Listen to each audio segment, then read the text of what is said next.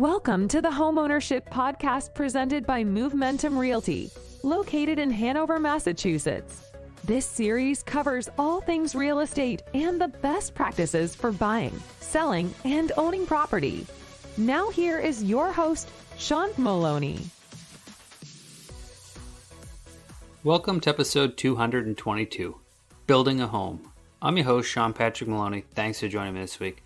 This week I want to talk to you about 3 different methods that people commonly use to build homes. I'm going to go over each one so you can have a better understanding of the different options you have when it comes to making it happen. Building a house isn't an easy process, and we certainly can't go over everything here, but today we're going to try to get you one little bit of a better understanding of what you're looking for. So when we're looking to buy or build a new home, we have a couple options. The 3 most common, though, would be to buy into a development. So a person has already bought land, they've created a road or maybe created lots, and now they're building houses, and you're going to buy that off them directly.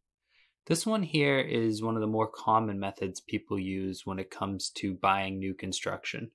The reason for that is the builder is going to do all the financing, permitting, all the different development and construction project, and the buyer is just simply going to buy a product.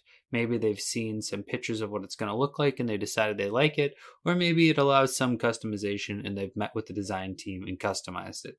Oftentimes when buying new construction, the problem is funding the deal, and when the builder does it, they sell it to you as a single family home completed.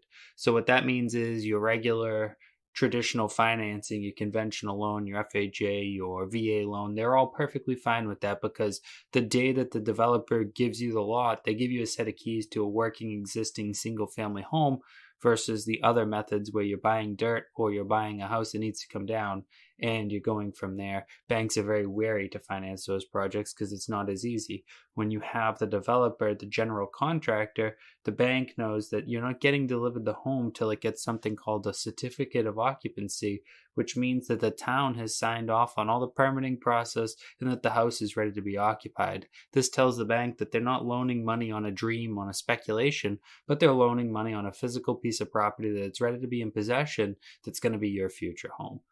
One of the things about this, though, is, it's not as flexible as some places. When you buy through developers, oftentimes they already have what they call limiting or restrictive covenants in effect.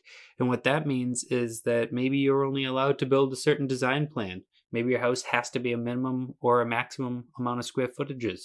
Maybe you're not allowed to have certain colors. They can put in whatever restrictive covenants they want as the builder and developer, but also they might just not be willing to work with what you want. Not all developers like to get into custom or semi-custom, because at the end of the day it's tougher to build. So there is ups and downs to it. The biggest up would be the finance state and the ease of it. You just buy the house, wait for it, and you go move right on in. Now, buying land and buying a teardown, those are 2 different things, right? So buying land, sometimes people will buy land early in life thinking, I'll build here in the future. That's great, and it's certainly a cool idea, but just be careful when you do it. You understand the world of entitlements and that you'll be able to do what you think you're going to be able to do. Now, a lot of times when people are buying land and things, they want to be able to buy land and say, I must be able to get said permits in order to buy this piece of land. Well, that's a great idea. Usually because of that, you're going to pay more money, because in order for a seller to sell you a piece of permitted land, they can get more money on the market than they can what we call unentitled land. Now, buying unentitled land is risky. It comes with its risks, but if you know what you're doing, obviously, you can save yourself a little money. But if you're going to sit on a property for a long period of time with the hopes to build there, you might want to check about the permittability of it earlier than later, because what if you sat there for 20 years only to realize you have the wrong piece? Buying land is definitely a complicated process, but there are different methods of doing it. A lot of times you can actually go into local public registries and look who owns land and reach out to sellers directly. You see it on the MLS system. You see different for sale by owner signs on land. Buying land usually takes cash or some sort of land loan.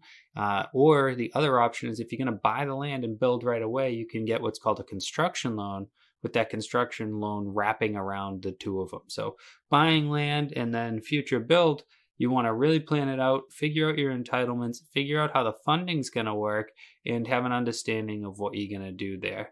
Buying a house to tear it down, what's important again would be to understand your funding, because again, you're going to have to pay for it all, and a regular home loan will not do it. You can refinance out of a loan into a different home loan after you pay for it, but the construction lending or the cash is a must in this situation as well. Another thing to remember when you're thinking of taking it down is talk with the town and get your entitlements. Find out what it means, because sometimes taking down a house and leaving a vacant lot for a certain period of time could actually remove the buildability of that piece of land. So do not remove a thing until you talk with the town, get your entitlements, and figure out what you're doing. There are situations where you might need to keep one wall. You might need to keep the same footprint. You might not be able to build there at all because it's an illegal dwelling. Who knows? But speaking to them ahead of time is a good way to save yourself from a major disaster. Building a home is something where it's not for everybody. It's certainly a complex process with a lot of money on the line. The thing is, you end up with a brand new house. I live in a teardown house, and I'm going to be taking the house down, and I'm going to be building a new house here. During that process, I'm going to document the entire thing so all of you can get a better understanding. I hope this episode helped you just kind of get the original understanding of buying land, building houses, buying a teardown, building houses, and buying in a new construction neighborhood, and the pros and cons to each one of them. Guys, thank you so much for listening to this episode. If you haven't already done so, make sure to pound that subscribe button and also tell all your friends and family about this great free podcast all about buying, selling, and owning homes. Thanks again and have a great week.